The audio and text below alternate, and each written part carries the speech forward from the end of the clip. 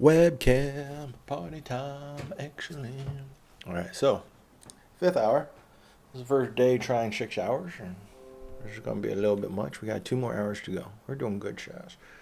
4:15, 4:13. We're going to finish up at 6:15, and then we're going to try and do some writing. These are going to be some tough days ahead. Not tough. When do I wake up? Wake up at 8.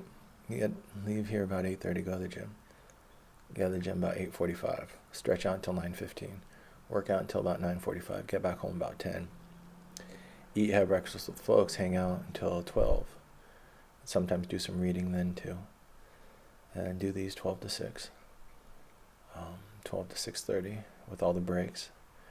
And then finish that other writing that I'm doing for my website. 10 o'clock, go to sleep. 10, 11. Yeah, go to sleep by midnight. I don't wake up at 8. I wake up at like 7 and then stay in bed until 8. I wake up right when the sun's about coming out, like 6:37, and then sometimes I'll close my eyes, try to get another hour, or I'll just roll over. That's something I can improve. Just get up when you get up, but I don't have anywhere I'm trying to be on time. All I have to do is try to get to the gym by like 9 to work out with my crew. I like working out on my own too, but I have a feeling that I don't know. I'd feel better thinking about girls if I had money in my pocket. That's the thing with real estate. When I was doing real estate, that's, I guess, when you're doing these memories and I'm remembering loosely in a linear time, but not really straight ahead. But anyways, let's think about this. What was I just talking about? I was just talking about the library. I just explained the library. I caught up to the library. Well, let's look at what we're supposed to be talking about. We're supposed to be talking about poetry by Daphne Odora. That's very good. That's topical. See, so Shaz, you could talk about girls on this one. Let us. We're gonna read poetry by Daphne in a little bit.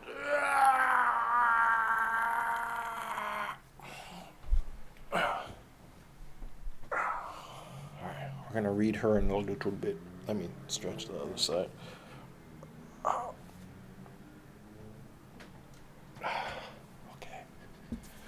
So, yeah, because if you think I'm sitting here for like how many hours with my arms crossed, if you sit in a position for a while, you get sore in that position. All right, so we're gonna do this. Maybe we'll lean back a little bit. He's getting a little dark behind me. You'll notice that the sun is going to go down over the next 2 hours. It will get very dark behind me, and I will only be illuminated by the screen from the light right here, and it will only be illuminating parts of my face. So, Shaz therapy. I really got, these last couple years are going to get granular. I guess as they should. And then if I want to get, when I first started this, beginning of the year, I tried to write down, I was like writing down a lot from like all my earliest memories, and I got to like 5th grade, 6th grade, and I got to the point where I couldn't write down, so I was writing at first in a narrative, but then I started just writing down memories I could remember, and I put down all the years, and then I was filling up a lot of memories every year, and then by the time I got 5th, 6th grade, I was already up to like 20,000 words. I was like, this is a whole nother project for another time. I was like, this is gonna, so the stuff's in my head. I know I got the ability to recall all these memories, but it really takes a lot of energy and time. It's an interesting process, and I've heard it multiple times on the podcast, which shall not be named, or what's his name, Jordan Jackass dude, and like your life narratives and shit like that. People that I don't like because for reasons which will be specified later. Fucking Jordan Peterson. But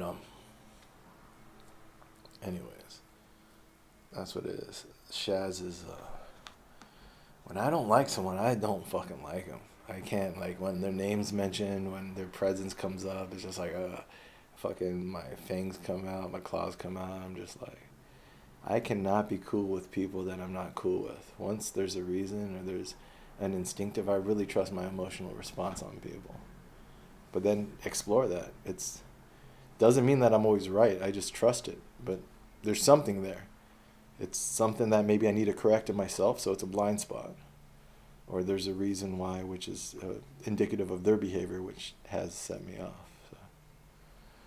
But we're going to talk about this poetry by Daphne Odora, who's a real person. Let me look her up. Let me see if I can find her on the internet. What is her internet presence? Daphne, don't get mad at me for using your real name. Daphne Odora. Is it Odora?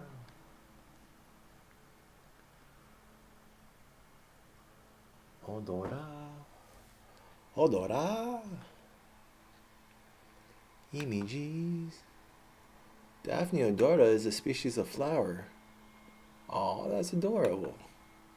That is a great way to hide yourself from fucking the internet. What if I put poetry? Because she is a poet. Poetry.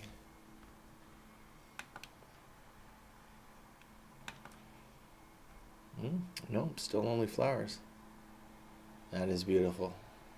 God bless you, Daphne, then. I will protect you from prying eyes. This is where Shaz, if you had a Facebook, you could keep in contact with people. But I don't. Every now and then I'll go on, and then I will disappear again.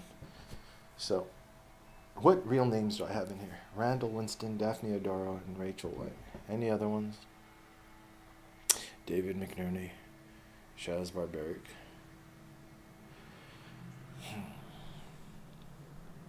I haven't spoken to Randall since high school. Should probably, if I go up to, I'm thinking about going up to the Bay Area. My grandma died, and I need to make my peace with that because there's some anger in my heart over that. So probably I want to talk more to that side of the family and reconcile some stories. And when I talked about that when she passed, I didn't give it the respect. Human beings, especially if they're related to you, deserve respect. But I have some I don't want to say bitterness. I don't think I'm a bitter person. But resentment probably, or just there's some context to her relationship to my parents and to my father in particular that I think I need more information and then more unpacking. So observe these emotions. Emotions justify themselves. They're not good, they're not bad, but they're concentrated thought, concentrated. Let's observe them. That's something that me and my mom, she's getting upset. Some of the ways I interact with her when she's emotional, but I'm trying to not let her emotions throw me off too much, which is an important skill to have, I think, as I start to achieve success and other things in life.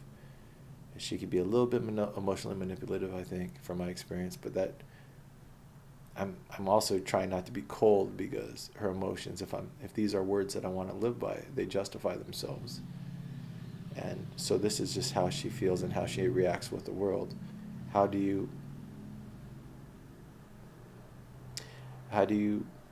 acknowledge someone's emotions without letting them overpower or control you? That's a difficult thing to do, especially with someone like your mother, the people you care about most in life. That's why I'm with my folks right now. I'm with them because I care about them, and even if I'm not making money right now, I want to check in with them, see what's going on with their life. Also, my view of society. There's these predatory political narratives that have infected them in their life and their thinking. And they are my case study. So even if they won't take my help, we are going to see how we can help others in their situation. I told them, I pretty much predicted, I said that you might not be receptive to what I have to say, but I think you'll come around when other people are receptive to it. But they're my case study on the Trump voter. Conservative Christian Trump voter, and how this propaganda is what it is, but these political narratives are influencing them to behave a certain way, which goes against their character, I think, and against the values that they raised me with. They're acting a little funny right now. Their kids are away from them. The world's a scary place. That's what these political narratives prey on, emotional insecurity and weakness, the same way that cultish forms of religion preys on that as well. But it's a complex discussion. And while you're having that discussion, you don't want to betray your own humanity by being insensitive, because even if someone is riled up by others, when they're emotional, they're still emotional. I'm trying to remind myself of that. Don't be too cold when we're having discussions, because those emotions are still real and they still hurt the person who's holding them, and they still a way that we can love each other without, while still dialoguing and figuring out what the fuck is going on, even when we're on opposite sides of the fucking thing. That's weird. I put my arms up and it gets lighter. Oh, oh, oh. Lighting on these fucking. Forgive me for the lighting. I'm using all Microsoft products. Well, Daphne, we're gonna work our way to Daphne. Where are we at right now? Yeah, that's what it is, Shaz. You're all high energy, and because you're like, yeah, I haven't done fucking videos in forever. Yeah, but then 4 hours later, you're like, okay, 6 hours a day. We got this.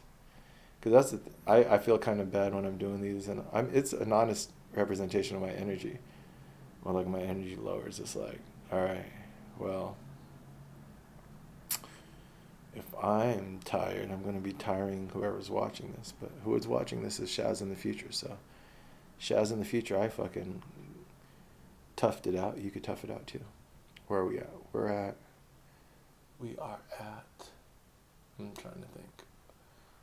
Puerto Rico, Biblioteca Vieja. I started going around talking to people about that. I got people,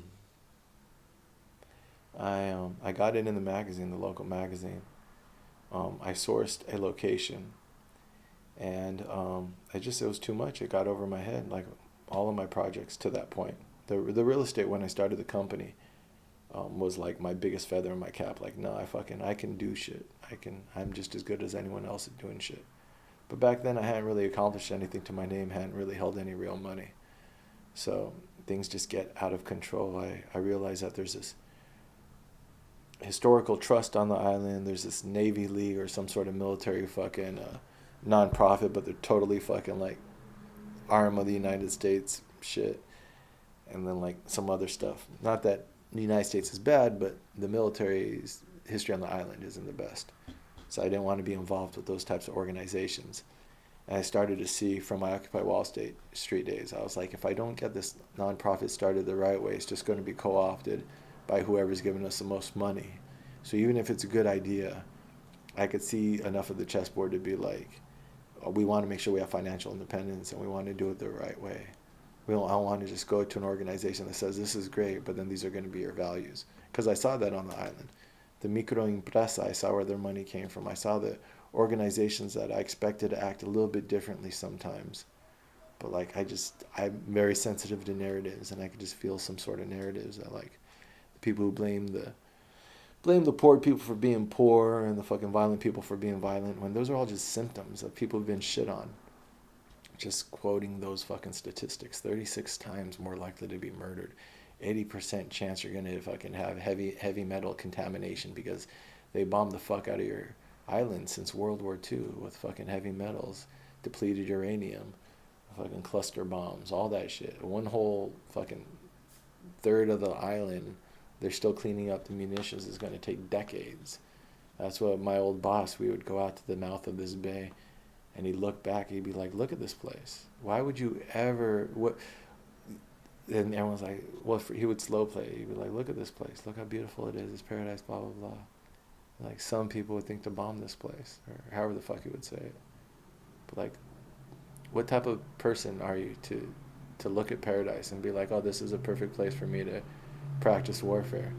Is someone who doesn't value paradise and doesn't value the people who live there, doesn't value human values. That's what, when people look at the U.S. military, it's not just Iraq. And it's not just the current genocide. It's what we did in Vietnam, and it's not even just that genocide. It's the mind that would use Agent Orange to take off all the fucking leaves in the tree in order to fucking It's not just the human death, but it's the environmental catastrophe that comes with it. We did the exact same thing that's happened in Vieques to Fallujah.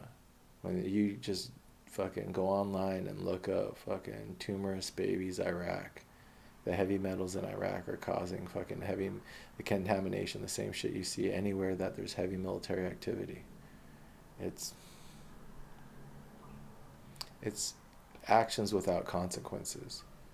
And so then men act like boys and they shit their pants and they fucking just go in and get a new pair of pants.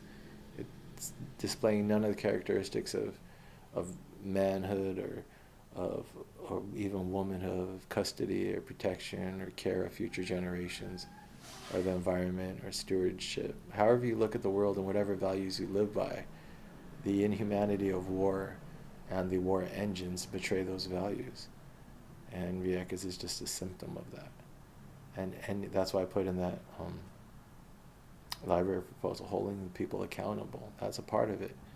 Is they deserve compensation, not just the cleanup. And I'm not saying they deserve money, but that's what it's like.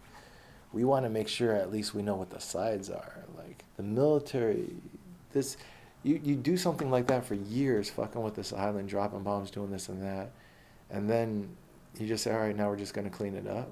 And then that's just an excuse for them to still have a huge presence. That's what some of the locals would tell me. The military people just switch jackets. Now instead of wearing the military jacket, they're wearing the Fish and Wildlife, because now it's a Fish and Wildlife preserve. But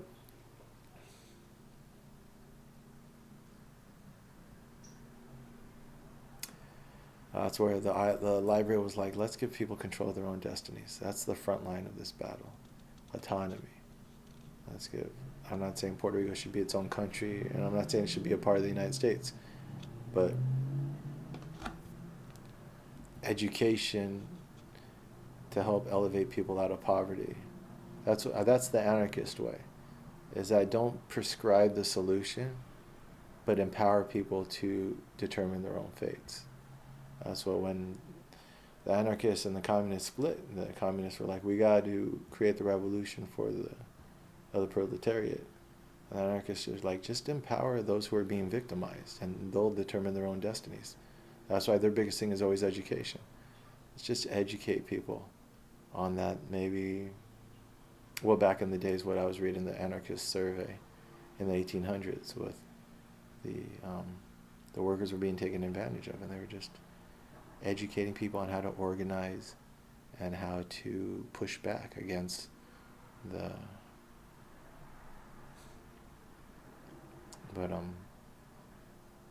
but yeah, so the library was that idea. That's why you find a lot of anarchist libraries. There's one in Slab City. Is they believe that if you just get all the ideas out there, anarchism's such a good idea. And I still am on the fence on whether it's practical in the real world. But in such an authoritarian world, tactics that are anti-authoritarian definitely are necessary, because that's the trend of the current world, is domineering, coercive, authoritarian. So definitely it would be stupid to not pay attention to the anti-authoritarian doctrines, because this is basically what they rail against. It's like fire and water. Maybe we don't have to flood the world, but in a time of fire, maybe we should value water. So that's what it is. We don't have to live in a water world of anarchism, but this world is burning down based on authoritarian structures. The military is an authoritarian structure. The state centralizing its power, taking it away from local municipalities. The executive overriding the checks and balances of the judiciary and the legislative branches. Those are all authoritarian patterns. So maybe we need to dip into that wisdom of anti-authoritarian traditions in order to, isn't that what civil disobedience? It's anti-authoritarian, protesting, marching, boycotts, stuff like that, strikes. But we have to educate. Well, we don't have to do anything, but that was my move on the board was going to be, okay, let me put my effort towards educating. But then when in Puerto Rico, after I had nursed my heartbreak and other stuff, I was like, it's not. I have to do it the right way. So then I was like, and then I talked to my folks. I always consult my folks. And I was applying for more jobs, and I was putting down the real estate as like a previous job description. I was like, maybe I should just, being down there among the poverty just wakens you up. My friend's on food stamps, and I'm eating food stamps that are supposed to be, I was never on food stamps myself, but I would eat other people's food, and I would babysit for her sometimes. I was babysitting like 3 kids on the island at the time. I was like popular among all the young mothers. Oh, Shaz, he's so sweet. He's so sweet. I just get stoned, hang out with the kids. It was awesome. A friend of mine got attacked down there. Someone broke his arm, attacked him with a pole. This shit happening, and then I'm just like, shit's hard down here, and if I want to bring good down here, maybe I should go back and get the money and then bring it down here. So I was going to be one of those guys. I was like, let me go back to real estate, which is what I've done for the last 5 years. Let me be one of those Robin Hood types. And that's what, if you talk to people of character, people who have good hearts, who are in these sales jobs, they usually have a cause like that. I'm making it for now. My mom always wanted to open up an orphanage because she was an orphan. People who have like hearts, who are in sales and brokering and stuff like that, they're the ones who donate. My folks always given to their missionaries, the Christian missionaries going to do stuff. And so that was going to be my mission, I guess. It still is. I still feel I owe, if I want to call that place home, or if I want to have any connection to it, I have to bring something to it. Because I know so many people who go there just to take the experiences. And that's what I was a little bit accused of. There's this guy who told one of my friends, a girl, and he was like trying to get with her, so he was trying to talk shit about me because he saw me as a threat or something. Anthony Bourdain went down to that island, and my friend hooked him up with the farm that he went, and I know that farmer, Jorge Cora. He's a good guy. He squatted his land, and the girl who's living with him right now, she was like, he rescued it. Fucking politically correct terms from people who've gone to college and shit like that. I was like, no, dude, he took it, he rescued it. They're euphemisms because they don't want to they want to come off a certain way. It was just like some PC shit. It's like, no, dude, this was a homeless man who went and found a part of the island, just like a lot of the island they did from the Navy. And you just you start, squatting is illegal, but rescuing, whatever. It's just little things that bug me. That's not even my business anyways. Just some people I don't vibe with. But he is a legit dude, and he taught himself farming, and he has his own little piece on the island where he does that. And I have friends who worked with him. People go up there to work for him, and he's not. It's like everyone's character has blind spots. It's not like the dude's perfect, but he has wisdom of a man who works the land. You work the land for years, and you develop a wisdom from just observing natural patterns. And I think I told this story before. I went to his place with this guy who was talking to me about property he wanted to sell on the island. I'm trying to think how because these stories get all out of place. But anyways, because I left that island to go back to Manhattan, and then went back into real estate because I was like, fuck it, I'll just make the money in real estate, and then let me catch up that way. But then I would go, I wanted to mention the story because I didn't say it before. He has bees. I'm deathly allergic to bees, so I shouldn't even be fucking with that.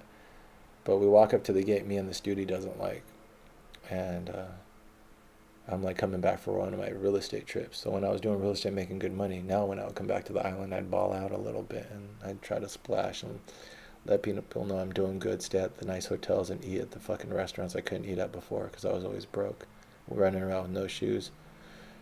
And but I want to go up and say hi to Jorge, pay my respects. People you just want to say hi to.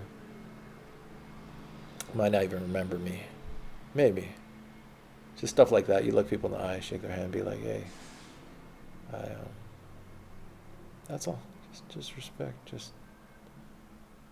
So I was up there with some dude he didn't like because the guy and him had a property dispute, and the fucking bees start buzzing, and fucking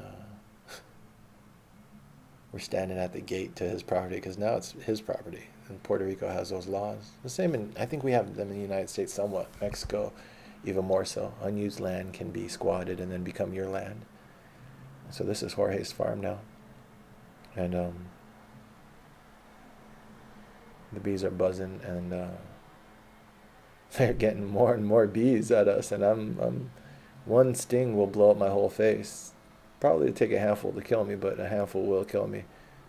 And yeah, because I had one sting me on the shoulder when I was a kid, huge. One sting me on the forehead. I was running, and one just smacked me on the forehead. I could barely see, both my eyes swollen shut. So I'm seeing I could see the box way over there, and this island is very long tradition of beekeeping, so a lot of people keep bees. have healthy bee colonies. That's another thing. There's a lot of good to it. So they're just coming more and more. And I see him walk through the cloud of bees like a fucking apparition. And then he shows up at the gate. But like he was preceded by the bees. He waited a good 5 minutes. Let them swarm nice and big, because you see one, two, they just start getting more and more around the box until you see a big cloud coming around. And then it's over there like 100 feet away from you. But they're coming at you. Like you see one around you and then a couple. And then you notice that cloud is starting to disperse bigger, and you're going to soon be in the cloud. It's just getting bigger and bigger. And then he walks through it and comes at us. And he tells the guy next to me, he's like, I'm not doing paperwork until that afternoon. And the guy's like, but blah, blah, blah, blah, blah, these property lines. And he's like, I'm not doing paperwork till afternoon. And then I noticed him. I'm like, I'm with this guy, but like, he's not my friend, man. I didn't want to fucking disrespect him like that. I was just like, I just wanted to come up and say hi to you. And I'm so-and-so friends, and I've heard good things about you. And that's all. Just keep that dialogue open in case I wanted to come. I worked, one morning I went up there and worked with him a little bit, picked some stuff, ate breakfast with him. Just soaked up a little bit, just in case I ever, in the back of my mind, sometimes I'm like, I want to go work with Jorge. I'm sure he gets plenty of that. Plenty of people stopping by. That's why he has that girl now, to help him manage. But then afterwards, I thought it was all fucking superstition and shit. I was like, that fucking master of the bees, how the fuck did, like, his bees know that, like, this guy he doesn't want at his property is on his property? And, like, they were guard bees. How the fuck are you gonna have guard bees? But then someone else told me that bees approach and leave their box a certain way. And if you stand in the way of their path of approaching and leaving their box, they're going to start swarming. And so he's just a crafty motherfucker, and he puts his box facing the gate.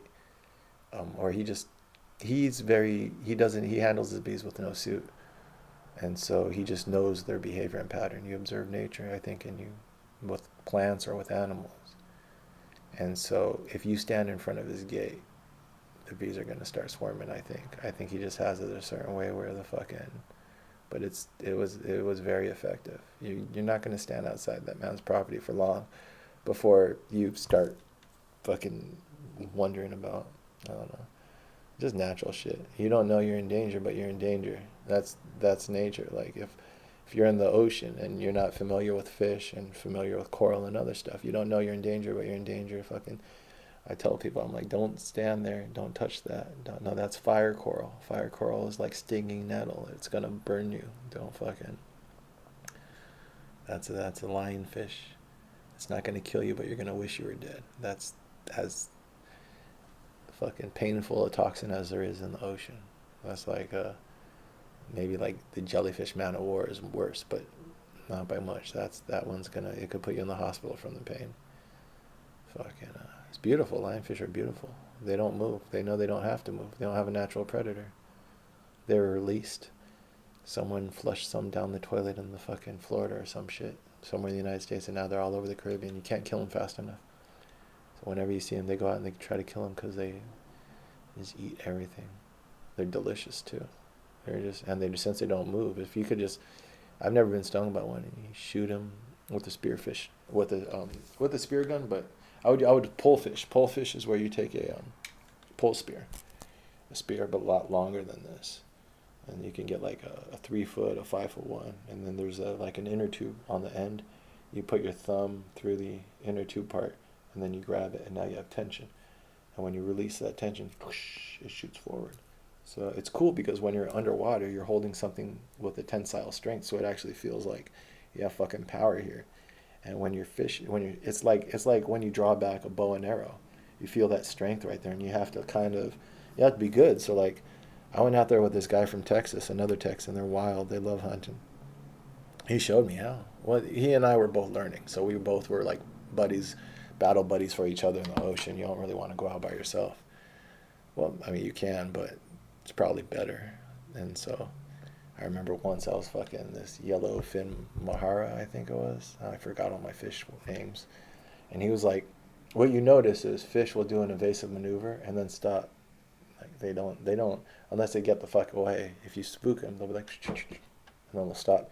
So I fucking tracked this guy and then got him as soon as he stopped. And the dude was like, that was the coolest thing I ever saw. You feel really cool. You feel like a fucking, like a caveman, because you have a fish on the end of a stick. You pull it up out of water, and there's like this fish sticking off the end of a stick. No mechanics and no. And also, it's like when you shoot and you miss, you can grab it and shoot again, but you fuck up the tips of the spears. A lot of cool things on that island. 30 minutes. So what do I have to catch? I'll have to catch up to Daphne. Daphne's on the island. So I went back to real estate, started doing real estate again. What was I doing? Where did I live? Where did I live? If Addie had the apartment, I came back. I didn't explain.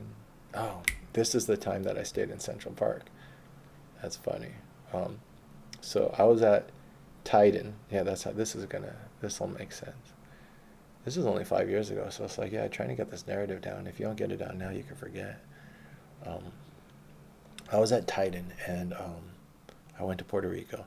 Well, I'm in Puerto Rico wondering what the fuck I should do in my life, and I got this library idea, and so I'm writing this proposal. It took like a month or so, and I was making a video too, and then all of this project I'm finishing, because I fucking learned in life that unfinished projects will just haunt you forever. So, but this is another unfinished project. That's why I guess I put all my unfinished projects into this project to finally wrap them all up. So when I go for my fucking crazy, start a third political party and run for president, I have the momentum of a unified narrative and life story behind me. And I'll also check my blind spots. But Titan, the owner of Titan, was like, yo, you signed a contract for a year, man.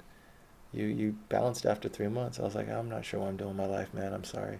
He's like, that's cool and all, but like, you owe me $10,000 then. It was about 10. But he was like, because I paid you 100% commissions, but if you read the contract, it said that if you leave before a year, then you're only on 50-50. You owe me 50% of those commissions. So maybe I owed him only 5,000, something. But he said I owed him real money. I didn't have that money. I never really fucking save. I'm just living paycheck to paycheck still. I'm hoping that when I unify my life stories, then I'll have the desire and willpower to save, because that's when they say, oh, the smart kid, he's not performing in class because he's not being challenged. I think that happens ethically too. It's like, if you're so cynical that the whole world is bullshit, it's like, well, I'm just going to be a fucking cowboy then, and I'm just going to go from commission to commission, adventure to adventure, but I don't feel any honor or integrity or reason to fucking, I don't know. There's something about that, just like, let me roam then. I don't feel any reason to put down roots or take paying my debts seriously or saving seriously. I'm not going to buy into this fucking culture. Try to reconcile that, because that's a really reckless way to live, especially as you get older. I've seen those people. I don't want to have that old age. I also have my folks that it's not like they live like that, but they don't really have a safety net, so I'm going to have to step it up for that too. But I think that this path of whatever the fuck I'm doing, introspection,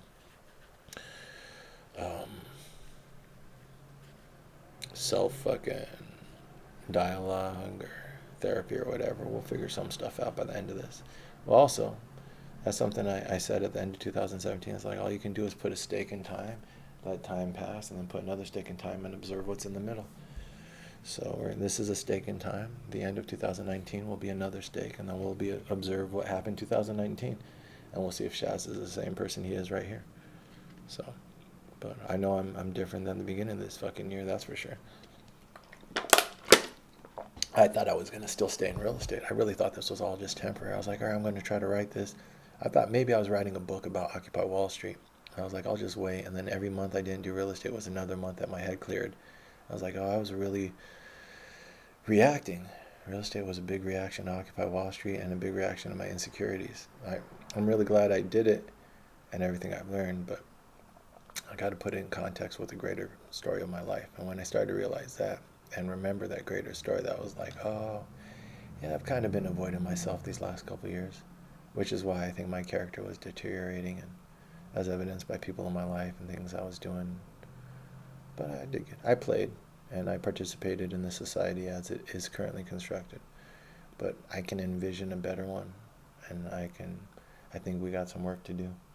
So now I'm working on the way to articulate that, to add to the conversation. with humility. Well, as much humility as a person like me can have, I guess. So, so that guy was trying to shake me down for like 5, 10 grand. I was like, just starting to learn my real estate fucking poker face or whatever you call it. Just that there are ways in which these discussions are had. I had heard enough of them by then. I was like, oh, cool, cool. Just put it in writing. I'll have my lawyer review it. Like, if you want to fucking shake me down, fucking then stand by it in writing. Put something in paper so that way if you're not being completely legally accurate, I could come after your ass. And that's the same thing. That's like, I guess, how I engage with business, how I engage intellectually, is a lot how I engage in wrestling.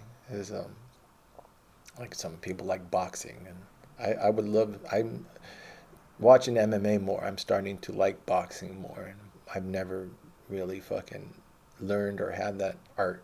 I usually just get hit and fucking. But when you touch each other, now you have a relationship. Now there's wrestling is completely different. Now we're once I put your hands on you or you put your hands on me, now there's a relationship, and now we could roll, and then in rolling and positioning and this and that. Now it's more like give and take encounters, and you can do blows, but it's a different type of posturing. It's different. I to relate that like to real estate or other stuff. It's like once you put stuff in writing, and now you come at me with some bullshit, and now there's like legal consequences of that bullshit. There's threatening someone about legal shit that you can't do can be interpreted as shaking down or whatever. What is it? Fucking. Fuck. What do you call it? I don't know. I'm not a lawyer, but I know that when you threaten someone to try extortion, there we go. But it's just I don't have to know all my positions. I just know that you putting stuff in writing is different than you telling me. There's a different level of commitment. So if you're going to make a move at me, put it in writing and make a move, and then I will. And then also what I've learned is to take a break. This when I got evicted from my apartment, it's like I went through the process of the courts. I was like, all right, this will be good practice. Might as well do this. Fucking go through the court thing. The biggest lesson is to hire someone. I just don't have the money, but that's why you want to have your finances in order so you can hire someone to do things the right way every time, because it's exhausting and it's also just not worth your energy. Just the negativity that came from when the judge was a little disrespectful to me. It's just like these people aren't worth my time. I've learned as much as I wanted to learn from this process. This was fun. This was interesting. I have my recordings. I have my opinions. It's time to do the next step, and the next step is just to fucking hit the next couple branches on the way down. Shaz is daring the world to hit me on the chin. That's the whole point of this year, was auditing my exposures. You're going to evict me? All right, that's interesting. Let's do it. It's like, you're going to punch me in the face? All right, that's interesting. That's an interesting thing to say and not do. That's the type of person you are. You say stuff and don't do it. No, he isn't. That guy has a kid. I have to make my peace with that guy. I always bring him up. I think I have the email somewhere. He was I riled him up. I'm trying to learn. That's more of a lesson about Shaz and his word, that my words can cause people to lose their peace.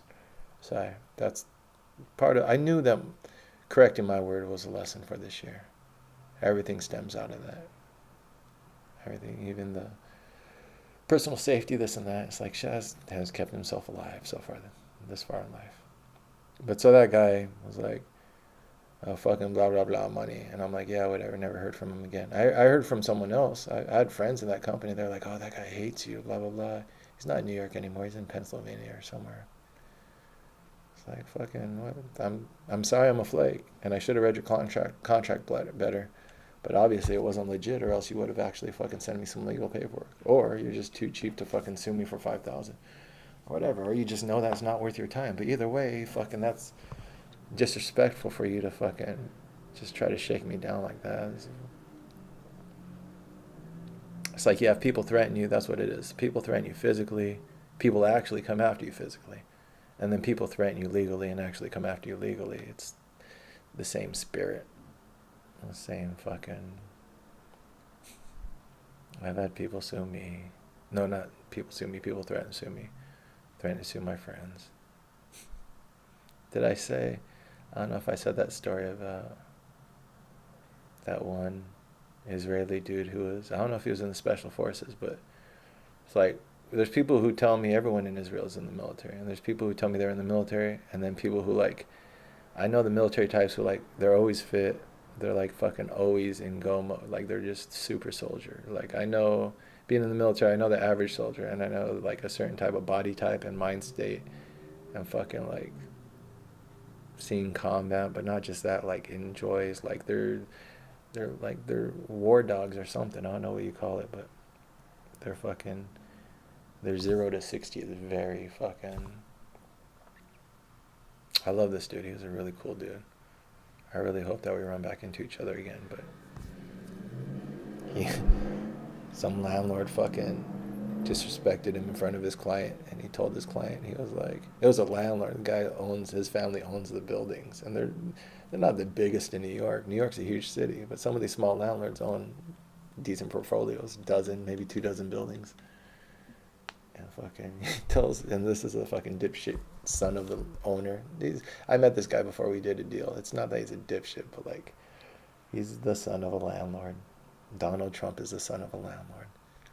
And so my Israeli buddy was like, we made friends because we were talking in some office, and one of these big companies, I forgot how I ran across him, and he was like,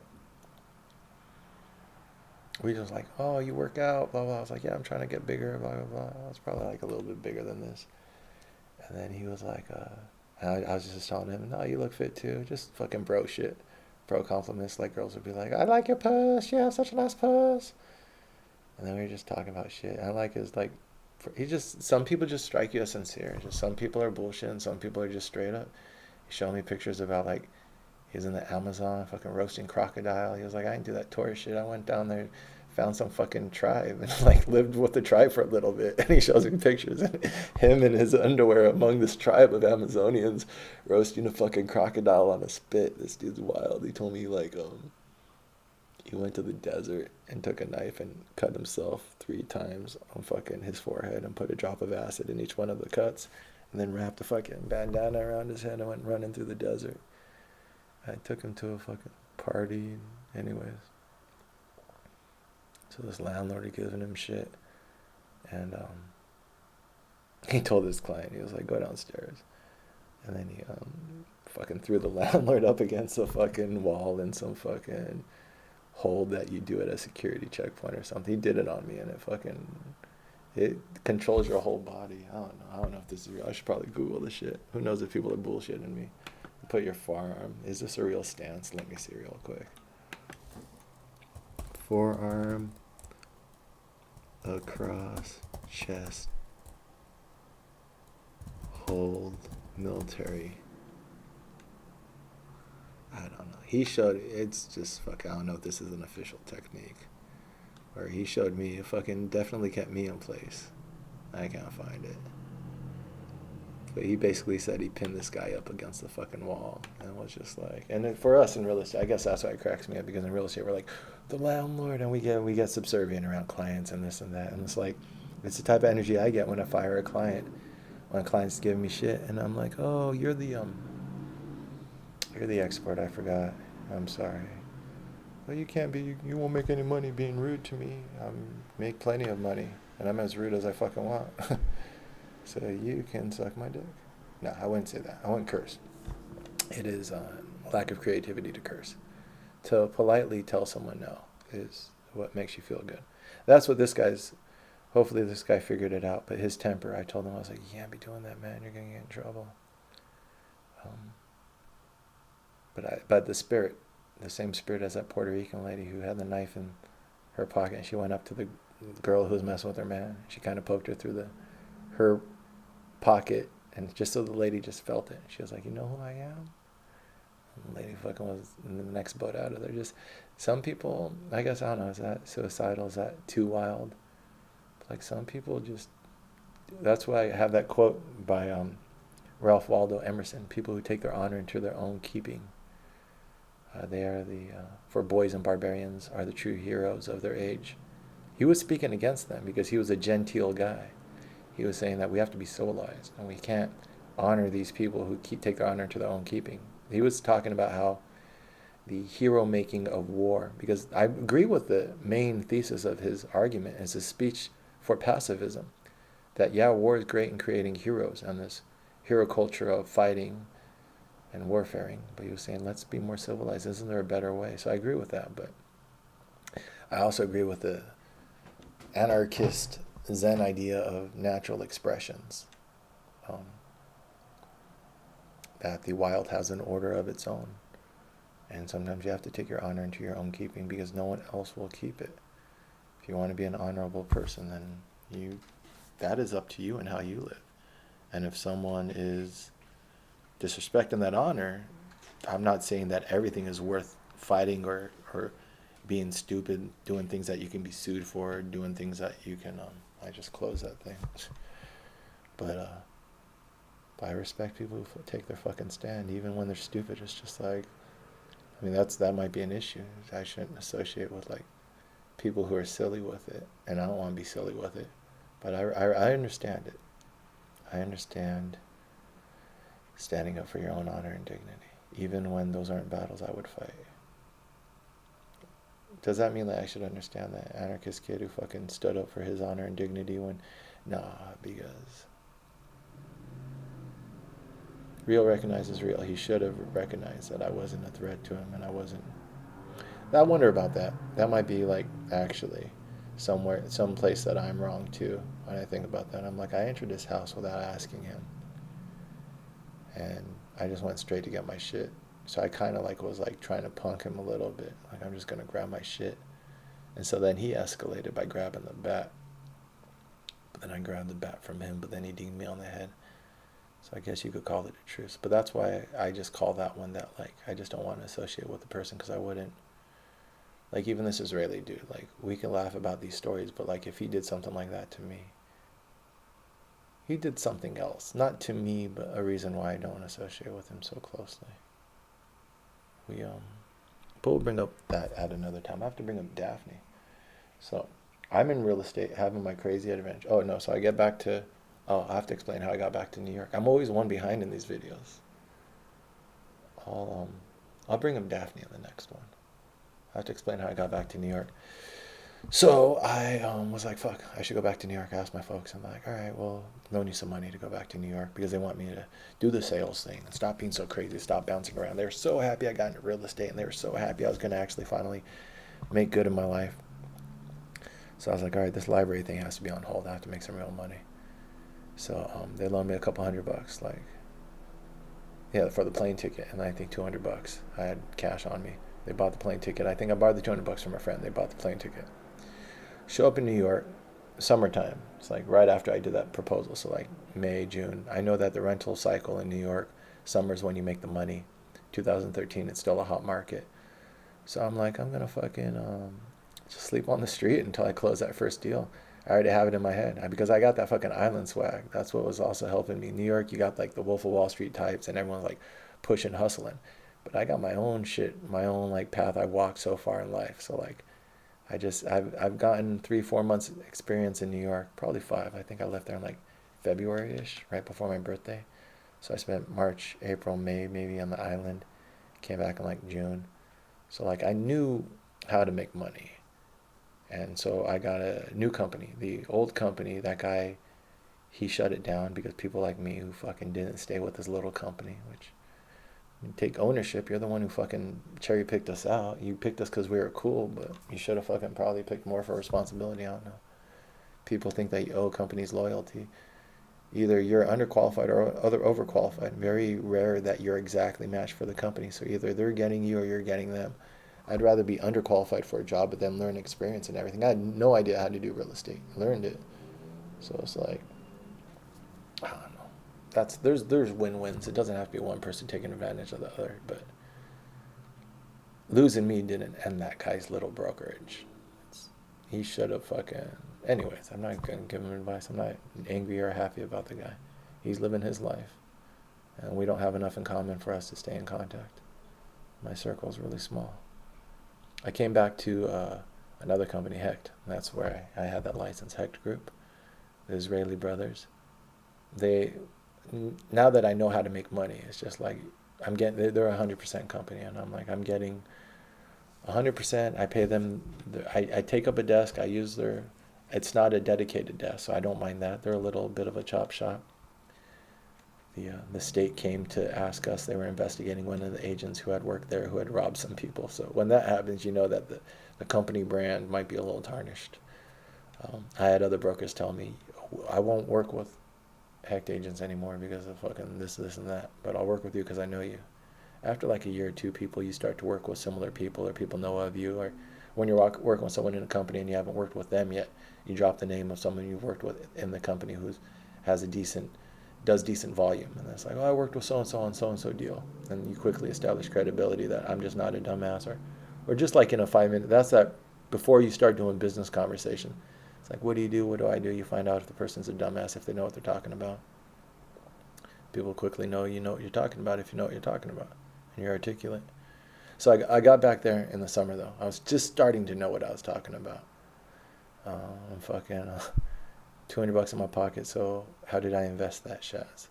I got a gym membership because that's always key for my mental health when I'm working so much, and also for my brand. Shaz is a clean cut earnest man, and also for I'm sleeping on the street. I can't fucking show up from the street to an appointment. So the first day I go into that office, they say, all right, yeah, we'll pick you up. You know how to make money. And I was like, I'll do a couple deals a month. You'll probably make like 1,500 off of me a month. Because I think it's like 300 or 500 a transaction. But then like, if they're like $2,000 to $3,000 deals, I'm making my 7,000 to 8,000 a month. Paying 1,500 to them for the 3 transactions, paying another 500 for maybe fucking my advertising, and I'm clearing like $5,000, which within a couple months I was doing that. So, but that first couple of weeks was really sketchy. So the first week I got the job, I was like, boom, that part of the plan's done. And then I wasn't gonna sleep on the street. So what I would do is, when you're energized in life and you're motivated, I'll just walk and think. Go down to Occupy Wall Street. That's always Lower Manhattan. Zuccotti Park's always attracted me since even this last year. I would bike down there, do a lot of writing down there, just looking at the presence, where we were at, that point in history, and the fact that it's not remembered. There's no memorial. They're just trying to erase it from fucking history because we challenge the corporate narrative. We don't fit within the history of the fucking history makers. Right? And then, so walk around, and then when the sun starts coming up, I'll go to Central Park, because that's not quite the place I want to be sleeping at night, even though it's really safe now. But also rats run on you too at night if you sleep on the fucking street and shit. They won't always, but it's one thing. You can fucking wake up to fucking, it's something. I've slept on the street. It's not the most, I'd rather sleep on the subway than the street. But like, as soon as the sun starts coming up, I would go to Central Park and I'd cash about 6 hours. About noon, I'd grab a favorite tree. This one lady tried to come up and give me a sandwich once. I was like, I'm cool, lady. I'm about to go to work. I understand how I look, but I'm on my way out of this lifestyle. This is just temporary. Just Shaz fucking doing what I know how to do. Just hacking life, or whatever you call it. Using the skill set that I've learned up to this point. And one of them is how to be homeless. So I'd wake up. I'd probably wake up before noon because I'd have to run over to the gym. I'd get I don't think I'd work out before probably afterwards, because I wouldn't have time. Because you want to get as many work hours as you can. And when I'm sleeping during the daylight, then that means I'm wasting half the day. So I'm only working really 12 to 6, 12 to 8. No, and then I do a lot of fucking ads, real estate ads anyways, to get the exposure out. And then leave the office about 8 or 10. And then do my Shaz wander about town, just thinking, processing, reading. I always had books. So yeah, so I'd go to the gym. I paid for the gym because I had a locker for the clothes. And they also had a laundry service. Isn't that genius? So I go to the gym before I go to work so I can grab my clean clothes, throw them on. I only had 2 or 3 fucking business clothes, but you could rotate them through. I'm not picky. Within that first week, I had a client. I was smart enough to really qualify the client, where it's like, it's not just, because I don't really have a pipeline yet. So it's not just like I can be like, all right, fucking, you're qualified, and then let's start working. I was like, you need to come down to my office. And it was a girl and her girlfriend. They just got married, a girl and her wife. Fucking a cute couple. They were really fucking sweet. I got them a 5th floor honeymoon suite in the East Village. They loved the apartment. It was adorable. But they were like really stressed out. They're like, we need to get an apartment. We've just been getting the run around this and that. I was like, I got you. But you need to come down to my office because we need to talk about a lot of stuff. It has to be in person. So most people won't do that. It's really hard to get them to do that. But if the people really, they like the conversation, and I presented myself as having value, I knew what I was saying. I was being upfront about everything. If you guys are willing to pay me and you're willing to pay a fee, you don't have to talk to anyone else. I'm the best. Later on, I would say I'm the best at this, but later on I thought I was the best to do it in the city. I'm as good as you can get at this type of job with the experience and with the people I've helped and the things I've seen. Once you've seen enough situations, then you've seen not all of them, but a majority of them. So you're ready, you're prepared, and you can plan accordingly. So if something comes up, you tell the client, no, I've already thought of this. This is why I asked you this, and that. But so they came to the office, we sat down, and now once we've cemented the relationship and we actually look in each other's eyes, like these are the expectations, did my little drawing of the Manhattan, and we have our plan of how we're going to shop for them. You're going to have your apartment within a day or two, don't even worry about it. It's just a matter of now doing the diligence. So the next day I took him out, and usually I show people 5 to 8 apartments, and because of the way I do business,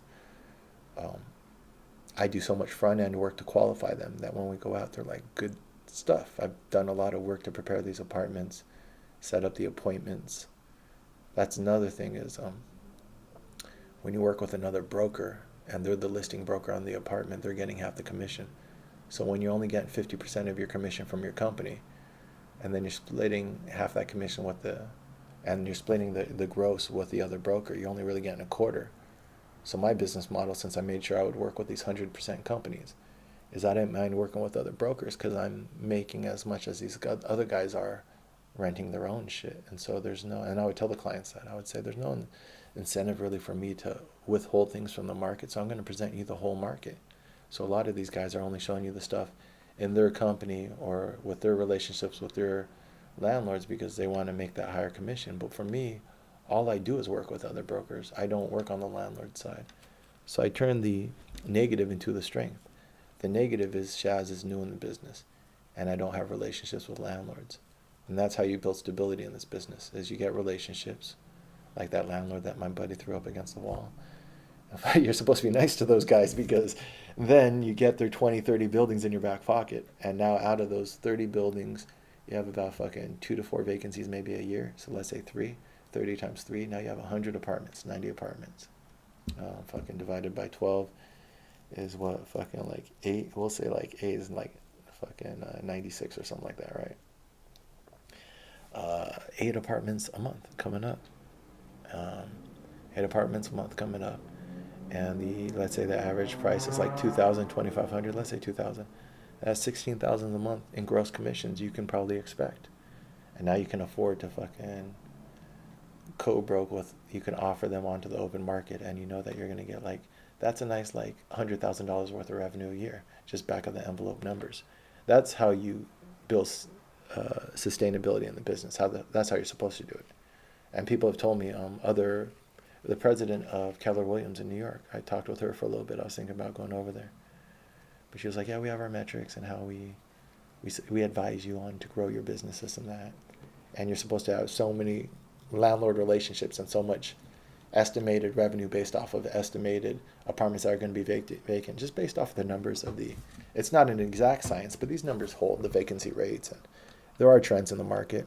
You're a little bit off based on if we're tightening or loosening as a market, but you can plan for that too. But for me, I would just, my strength was like, I don't do the landlord side. So when I would tell people, when I would be their broker, I'd be like, yeah, I'm your broker. So if you're looking for someone to represent your interest, I don't even, I'm all about helping the client. And it's like in sales, real estate in New York with the rentals is so fast moving and there's decent money in it. It operates a lot like sales in any other market, where there's a seller's agent and there's a buyer's agent. So I was a buyer's agent. And buyer's agent are kind of looked down on because it's kind of like a lot of runaround work and considered entry level. But I was just a really fucking good buyer's agent, to the point that I could be making, a renter's agent, 10 to 20,000 a month. So I got back, closed that deal, had 2,000 in my pocket, fucking paid after living expenses about 1,000, and then got me a couple weeks in a hostel. Got off the street within a week. Shaz is back up and running. And I went from the street to the hostel to apartments, hostel, apartment, because I did some back and forth. to eventually get my own place. But that's the Shaz success story, and I'm sticking to it. So we'll continue that. But next time we're going to talk about Daphne, which is one of those visits I went back to the island, someone that I met.